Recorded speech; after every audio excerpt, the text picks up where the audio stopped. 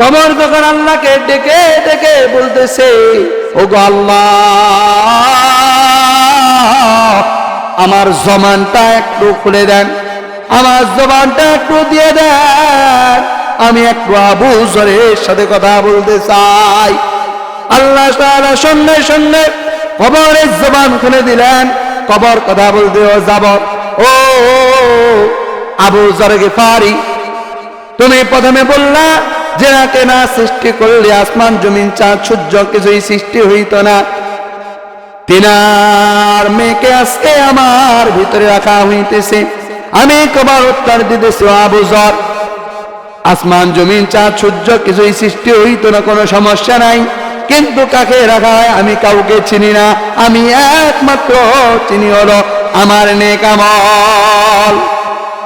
আবার আমার ডেকে ডেকে বলতে, আবু যর, তুমি না বললা যে আজকে কাকে রাখা হইতেছে?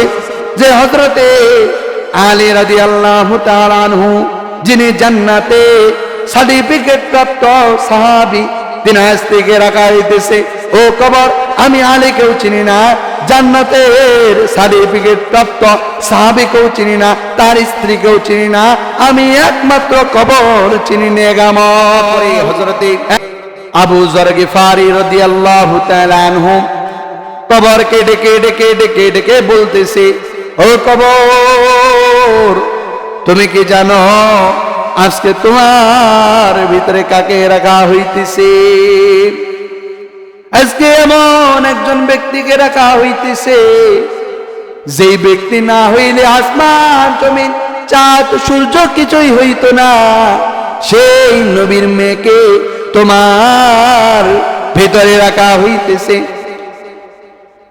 বলে এরকম আবার বলতেছে, ও কবর, তুমি কি জানো তোমার ভিতরে কাকে রাখা হইতেছে? বলতেছে, বলে হযরতে আলী রাদিয়াল্লাহু তাআলা আনহু, যাকে বলা হয়েছে ইলমের দরজা, যিনি জান্নাতের সার্টিফিকেট প্রাপ্ত সাহাবী, তিনার স্ত্রীকে রাখা হইতেছে। এরপরে আবু যর গিফারি রাদিয়াল্লাহু তাআলা আনহু বলতেছে, ও কবর, তুমি কি জানো তোমার ভিতরে আজকে কাকে রাখা হইতেছে? জানো জানো, বলে তোমার ভিতরে এমন একজনের মাকে রাখা হইতেছে, যিনি জান্নাতের যুবকদের সর্দার হাসান হুসাইন রাদিয়াল্লাহু তাআলা আনহু, হাসান হুসাইন রাদিয়াল্লাহু তাআলা আনহু, তিনার মাকে তোমার কাছে রাখা হইতেছে।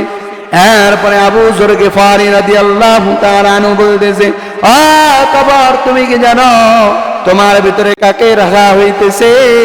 বলে জান্নাতের মহিলাদের সর্দারনি যিনি হবেন, তাকে তোমার ভিতরে রাখা হইতেছে। কবর তখন আল্লাহকে ডেকে ডেকে বলতেছে, ওগো আল্লাহ, আমার জবানটা একটু খুলে দেন, আমার জবানটা একটু দিয়ে দেন, আমি একটু আবু যরের সাথে কথা বলতে চাই। আল্লাহ তাআলা সঙ্গে সঙ্গে কবরের জবান খুলে দিলেন।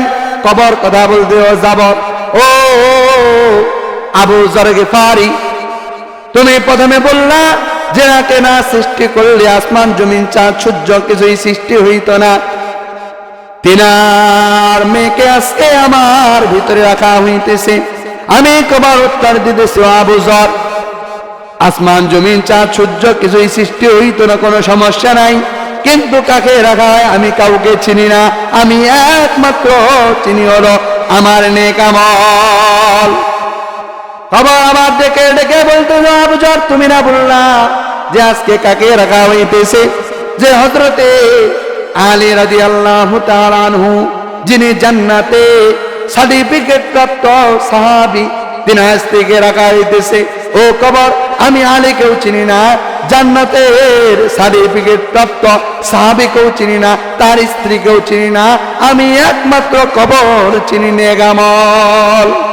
এরপরে কবর ডেকে ডেকে হযরতে আবু যর গিফারি রাদিয়াল্লাহু তাআলা আনহুকে বলতেছে, ও আবু যর গিফারি, তুমি না বললা যে কাকে রাখা হইতেছে?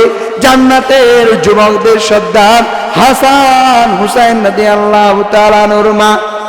তা আমি কবর বলতেছি, আমি কোনো হাসানকেও চিনি না, আমি কোনো হুসেনকেও চিনি না, আমি ওই হাসান হুসেনের মাকেও চিনি না, আমি কবর একমাত্র চিনি নেগামল। এরপরে কবর হযরত আবু যর গিফারি রাদিয়াল্লাহু তাআলা আনহুকে ডেকে ডেকে বলতেছে, ও আবু যর গিফারি, তুমি না বললা যে আজকে কাকে রাখা হইতেছে? জান্নাতি মহিলাদের সর্দারনি যিনি হবেন তাকে রাখা হইতেছে। ও আবু যর গিফারি, তোমাকে আমি বলি, আমি কোন জান্নাতের সর্দারনি মা ফাতেমাকে চিনি না, আমি একমাত্র চিনি নেগামল। তাহলে ভাইরা, যদি হযরতে ফাতেমা রাদিয়াল্লাহু তাআলা আনহা, যিনাকে আল্লাহ সার্টিফিকেট দিয়ে দিয়েছেন যে তিনি জান্নাতি মহিলাদের সর্দারনি হবেন, তিনার ব্যাপারে যদি কবরে তো বড় হুঁশিয়ারি দিতে পারে, আপনি আমি তো 5 ওয়াক্ত নামাজ বানামাত করতে পারি না, সৎ কাজের আদেশ দিতে পারি না, অসৎ কাজের নিষেধ করতে পারি না, মিথ্যা কথা ছাড়তে পারি না, গীবত ছাড়তে পারি না, চগলখড়ি ছাড়তে পারি না, পরনিন্দা ছাড়তে পারি না, অন্যায় ছাড়তে পারি না, জুলুম ছাড়তে পারি না, মানুষের সাথে কথা বলার সময় আপনি আমি লাগাম টেনে ধরি না, তাহলে আপনি আমি কি জান্নাতে যাব এত সহজ?